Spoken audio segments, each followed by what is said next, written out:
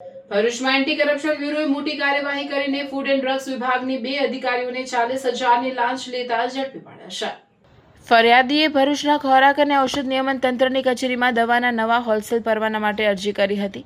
આ પરવાના આપવાની પ્રક્રિયા અંગે ડ્રગ્સ ઇન્સ્પેક્ટર સુરભીબેન ફરિયાદીને જણાવ્યું હતું કે લાયસન્સની પ્રક્રિયા થઈ જશે, પરંતુ સાહેબને 50,000 આપવા પડશે. લાંચ આપવાની ઈચ્છા ન હોવાથી ફરિયાદીએ નર્મદા એસીબી પોલીસ સ્ટેશનનો સંપર્ક કર્યો હતો. ફરિયાદીના આધારે એસીબીએ છટકું ગોઠવ્યું હતું.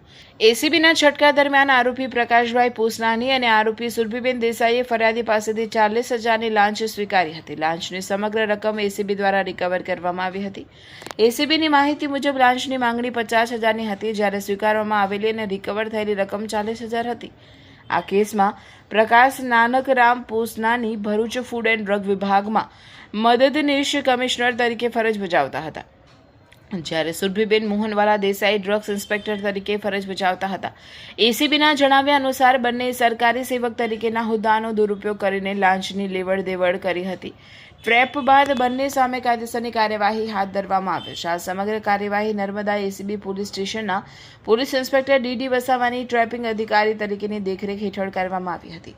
સુપરવિઝન અધિકારી તરીકે બીએમ પટેલ અને ઇન્ચાર્જ અધિકારી તરીકે આઈપીએસ અધિકારી બળદેવ દેસાઈએ કામગીરીનું માર્ગદર્શન આપ્યું હતું.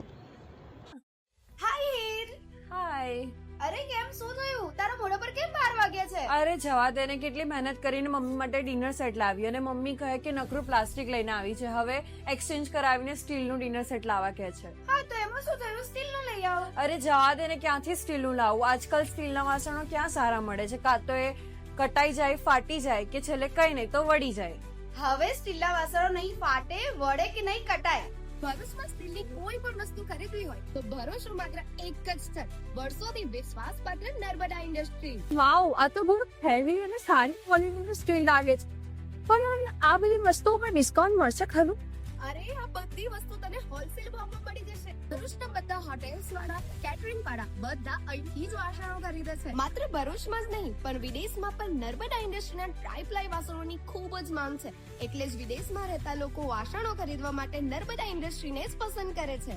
તો અમે તમારી શોપિંગ કરી લીધી છે. તમે ક્યારે આવી રહ્યા છો? Narmada industry phase 1 JITC near Narmada Nagar, Bharuch. For more information call on the given number.